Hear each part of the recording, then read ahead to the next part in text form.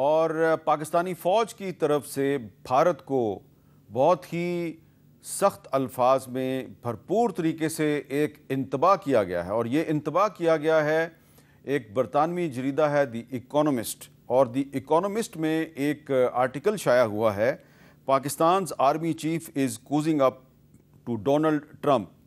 और ये एक बहुत तफसीली आर्टिकल है और इसमें जो DGISPR हैं लेफ्टिनेंट जनरल अहमद शरीफ साहब, उनका इंटरव्यू भी शामिल है, यानी कि उनको कोट भी किया गया है। और इस इंटरव्यू में उन्होंने कुछ बहुत ही अहम बातें की हैं। और इसमें जो अहम तरीन बात है, जो अंग्रेज़ी में मैं पढ़ दूँगा, लेकिन उर्दू में उसका मतलब ये है कि भारत होश के नाखून ले और पाकिस्तान को धमकियां देना बंद कर दे। हम भारत को अंदर घुस कर मारने की सलाहियत रखते हैं। इसका आगाज़ हम भारत के मशरिक़ से करेंगे और भारत का हर शहर हमारे निशाने पर है। ये जो उन्होंने गुफ्तगू की है, अंग्रेज़ी में भी पढ़ना ज़रूरी है इसको। तो अंग्रेज़ी में वो कह रहे हैं, military spokesman says it would begin by striking deeper with in India. We will start from the east, he says. They also need to understand that they can be hit everywhere. और उसके बाद and में ये इसने the economist ने लिखा है कि risks of a bigger clash between south Asia's nuclear strong man जो है वो बढ़ता जा रहा है, यानी कि एक नई जंग का ख़तरा जो है बढ़ता जा रहा है। इसी आर्टिकल में जो DGISPR हैं उनको एक और जगह पे कोट करके ये कहा गया है कि lieutenant general Ahmad Sharif Chaudhry said that talk of his boss becoming president is nonsense.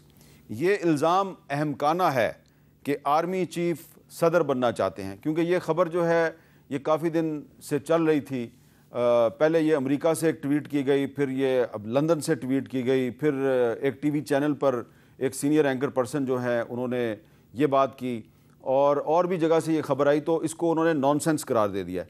लेकिन इस आर्टिकल में जो DGISPR ने मैसेज दिया है इंडिया को कि आप हमें धमकियां देना बंद कर दें और हम भारत के हर शहर को निशाना बना सकते हैं, तो ISPR की तरफ से इसी पैगाम को एक और अंदाज में एक सॉन्ग के ज़रिए, गाने के ज़रिए भी पैगाम जो है वो अपना फैलाया गया है। उस पैगाम में एक बहुत अहम चीज़ है, नई चीज़ है। तो जहाँ तक मुझे याद पड़ता है, ये पहली दफ़ा ISPR की तरफ से जो 11 अगस्त 1947 को कायद-ए-आज़म मोहम्मद अली जिन्ना की जो एक बहुत ही मशहूर तकरीर है, जिसमें उन्होंने कहा कि आप अपने मंदिरों में और इबादत गाहों में जाने के लिए आज़ाद हैं, इसको ओन किया गया है। और इस गाने में इस स्पीच का जिक्र करके ये पैगाम दिया गया है कि अगर पाकिस्तान और भारत के दरमियान जंग होती है और भारत पाकिस्तान को धमकी देता है और पाकिस्तान धमकी का जवाब दे के कहता है कि हम भारत के हर शहर को टारगेट करने की सलाहियत रखते हैं, तो इसका कतन मतलब ये नहीं है कि पाकिस्तान जो है वो हिंदुओं और सिखों के ख़िलाफ़ है। पाकिस्तान के जो बानी हैं कायद-ए-आज़म मोहम्मद अली जिन्ना, उनकी स्पीच में ये कहा गया है कि तमाम जो पाकिस्तानी हैं इर्रिस्पेक्टिव ऑफ देयर रिलीजन, अपने तमाम तर जो मज़ाहिब हैं उससे बालातर होके वो सबको पाकिस्तानी समझते हैं। और इस गाने में भी हिंदू और सिख और ईसाई का जिक्र किया गया है। और ये वो स्पीच है 11 अगस्त 1947 की, जिस पर उस वक्त की जो ब्यूरोक्रेसी थी उसने इसको सेंसर भी करने की कोशिश की थी। वो एक अलहदा से कहानी है कि बानी पाकिस्तान की जो तकरीर है उसी को सेंसर करने की कोशिश की गई।